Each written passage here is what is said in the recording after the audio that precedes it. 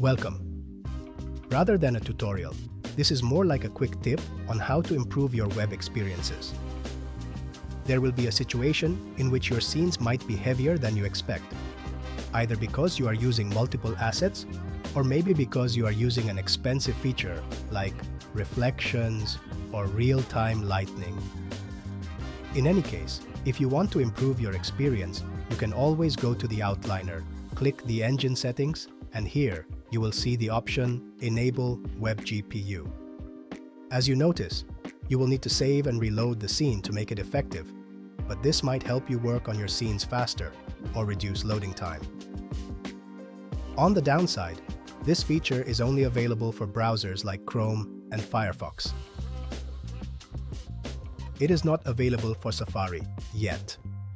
Hope this information is helpful for you. And thank you for watching.